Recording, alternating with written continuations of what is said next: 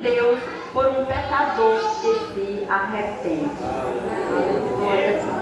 Quando a irmã Francisca falou comigo, ela disse: você vem mesmo para o culto aqui em janeiro?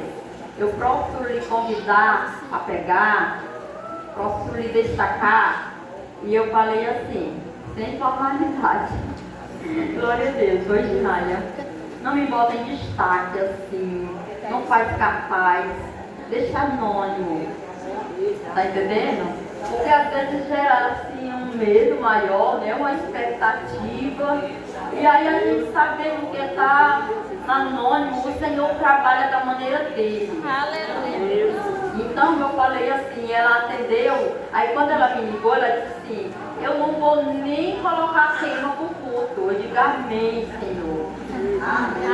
Aí daí sabe o que aconteceu? Aumentou a responsabilidade. Você começou a orar e dizer: Senhor, e agora eu preciso de um tema para pegar no culto, de uma palavra. Eu preciso. E aí eu li vários versículos, fui no Velho Testamento, fui na fuga de Agar, em tanta coisa, e não veio nada. E eu estava na igreja outro dia e o irmão ministrando uma outra palavra que não tinha nada a ver com dracma perdida. Mas de repente o Senhor diz assim: dracma perdida. Começo de ano. Tem muita coisa para se buscar que foi perdido no ano passado. E aí o irmão levantou e cantou restituição na Santa Ceia. Eu tenho muito que restituir este ano, que devolver ao lugar, que tirar do lugar para poder colocar outra coisa no lugar. E aquilo ali foi me movendo aquela palavra. Por incrível que pareça, ontem ao meu dia eu estava deitado um pouquinho e sonhei que eu estava pregando, mas não era aqui na Boa Vista, era em outro canto. E quando eu lia a mensagem do bom samaritano, a irmã que estava na frente do trabalho dizia: não foi esse o trato, é dracma perdida. Glória a Deus. E então eu disse: é isso mesmo. Então, se é o Senhor que está mandando, eu vou pregar, o Senhor vai usar, e o Senhor te prometo uma coisa: me jogo nos teus braços como instrumento, me usa como tu quiseres. Então, aqui eu estou para falar o que Ele quer que eu fale. E nós temos aqui, em Lucas capítulo 15, ele é decorrido por várias percas. Nós encontramos aqui 3 percas. Está entendendo? Jesus simulou aqui as percas de algumas coisas. A primeira perca que nós vimos é de uma ovelha. A ovelha perdeu-se fora de casa. Saiu do rebanho com as outras e foi e perdeu. Essa daí a gente entende que ela perdeu por falta de vigilância, inocentemente, por não conhecer os perigos.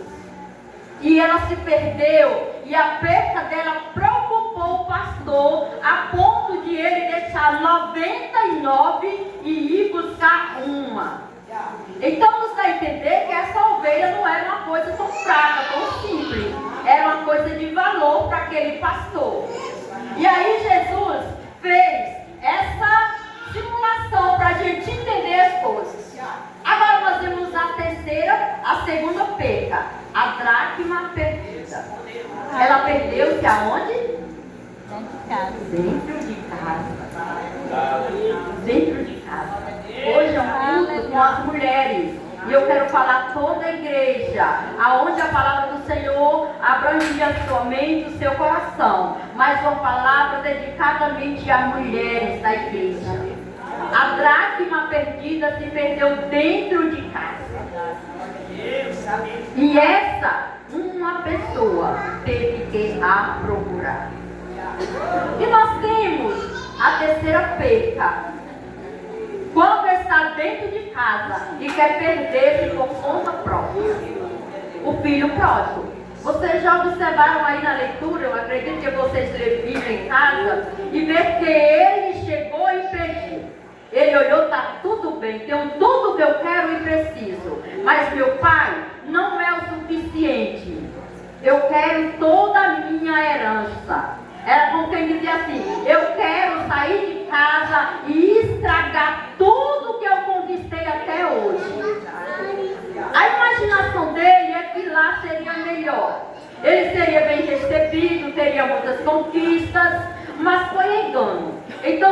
aqui já fala o filho que se revela. O crente que acha que na igreja não está bem. Se ele mudar, ele vai melhorar, porque ele já aprendeu a cantar, ele já aprendeu a pregar, ele já sabe tocar, ele já sabe reger o conjunto. Agora ele vai dizer, pastor Gil, está tudo bem comigo e eu quero sair para outro campo. Cuidado com esses pedidos.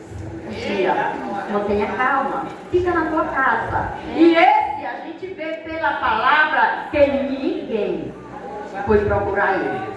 Porque ele sabia do que ele queria, ele tinha consciência de onde ele morava, e ele tinha consciência para onde ele queria ir. A ganância tomou conta dele, da mente, dos olhos, do coração, do entendimento, e isso acontece hoje muito nos nossos trabalhos. E ele foi, e vocês conhecem a história, ele disse que deu mal. Mas mesmo o pai sentindo a falta dele, o pai não foi. O pai deixou ele sozinho. Fica aí, sofrem as consequências. Você vai ser machucado, você vai ser massacrado, você vai sofrer, você vai ser humilhado, você vai ficar como um mendigo. Mas eu não vou sair da minha posição para ir à sua procura. Eu vou ficar na casa. Glória a Deus. E a Bíblia diz que o pai ficou ali constantemente esperando ele. Até que todas as misérias da vida aconteceram. Tudo de bom que ele tinha acabou. Mas ficou uma consciência. Ele disse, levantar-me-ei e voltarei para a casa do meu pai. E ao chegar lá, a primeira coisa que eu farei é pedir perdão.